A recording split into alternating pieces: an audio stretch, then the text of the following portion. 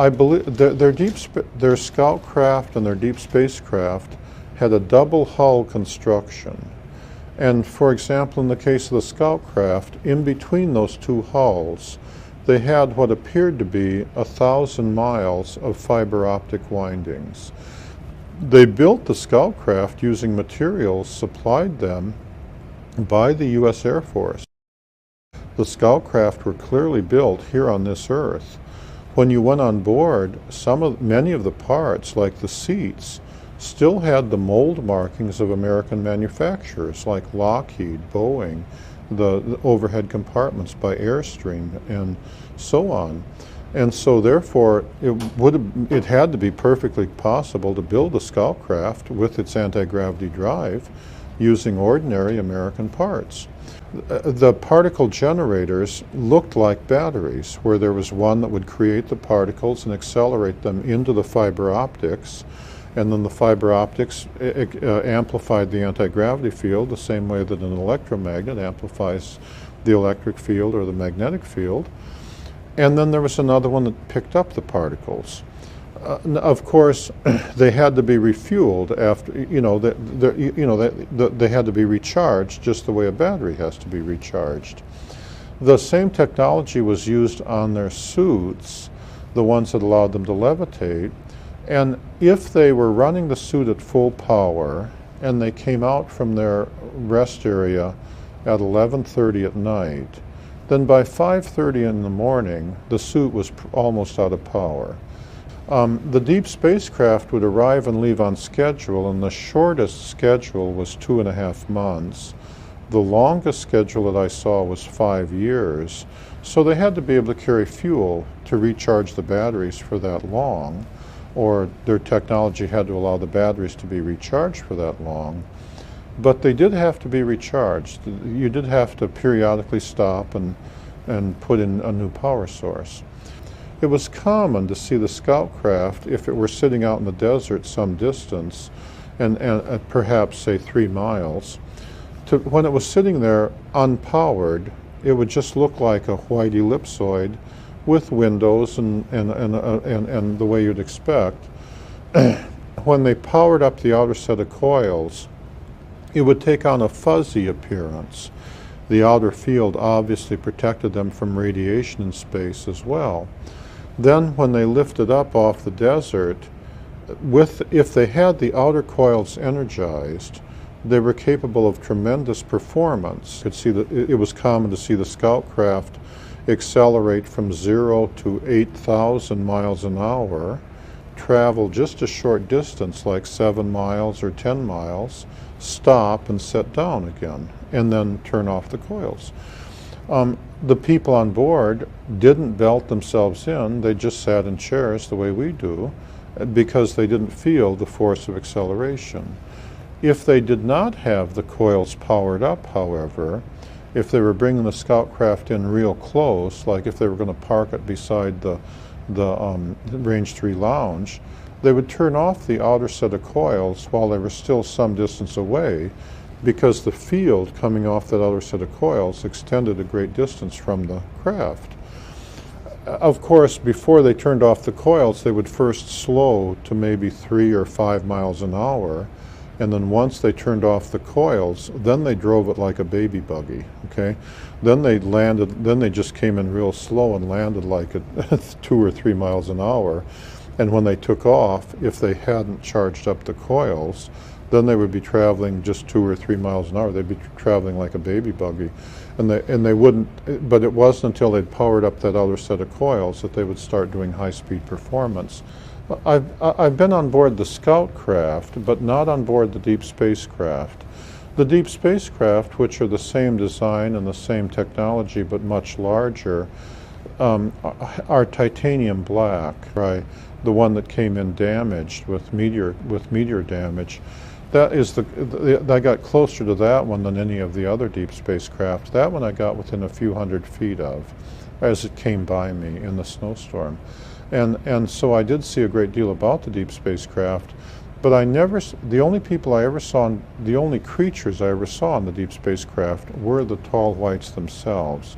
On the scout craft, however, it was common to see American U.S. Air Force generals on the scout craft along with their tall white counterparts. That was very common, and I myself was on the scout craft. However, they never came to just take me for a joyride. You know, they never came to say, oh, let me show you the sun and the moon and the stars.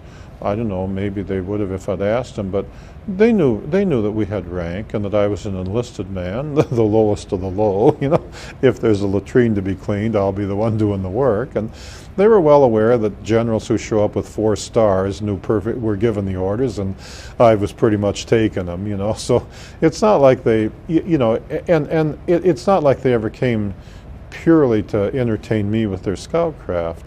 On that occasion, when I was on board their scout craft, remember, they had several new arrivals who were part of the technology transfer, and their motivation for taking me on board the scout craft on that particular day appeared to be that the new arrivals who were afraid of me had to practice coming up to Charlie and saying, hello, Charlie, and then and then once having gotten to within 10 feet of the gorilla, then they would back away and stay out there like 20 feet. They'd so bravely faced me down in the sagebrush, I guess. But I guess what they were thinking of, I believe what they were thinking of on that day is that they were going to suggest to the American generals additional technology exchange projects. And I think they were using me as the test guinea pig to take me on board the scout craft and show me their living quarter, show me what was on board the scout craft, and then they could test my reaction to what I thought was good and what I thought was, you know, what I was impressed with and what I wasn't with. And then I think they were saying, therefore, then when they went and talked to the American generals, they could say, we'll make this better for you and that not so good for you. Or, you know, we'll make this better for you, we can help you here. The scout craft was made completely out of American parts and looked like an RV trailer. When you went on board, it was ellipsoidal, and the scout craft was white with windows on both sides, and more windows. The door, when you looked at the front when you were standing looking at the front of the scout craft, the door was on that craft was on the right. Since they were all made here, there was a number of different variations in the design, and the windows on that side extended further back than on the left side. There were no windows on the back, none on the top, none on the bottom, and only one door, the one on the right, which opened from the top, and much like a Learjet, or I've some Learjets. When you went on board, there was a bulkhead about a third of the way back. In front of the bulkhead on all the scout craft, the design was the same. There were 5 seats without seat belts that you just sat in. The tall whites are not built strong like we are, and so the idea of belting themselves in would damage their bodies. There was 2 seats for the pilot and the co-pilot, and then 3 other seats in the front. And they weren't very interested in showing me the cockpit area. They said there wasn't much about it that I would understand anyway. On the bulkhead, there was a set of panels. Nowadays, we consider it old hat, switches that don't move like you have on microwave ovens. But in the 60s, that was considered pretty avant-garde, even though I realized that the first motionless switch was actually copyrighted in more or less about 1929, but they weren't in common use.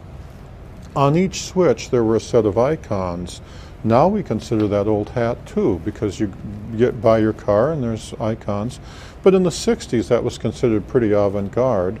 The icons were pretty ordinary. One controlled the outside lights and it looked like the sun. One controlled the inside lights. And so in terms of the icons, there wasn't, or the hieroglyphs on the switches, they weren't very different than, say, hieroglyphs on the Egyptian pyramids or the icons that you see on a modern-day automobile.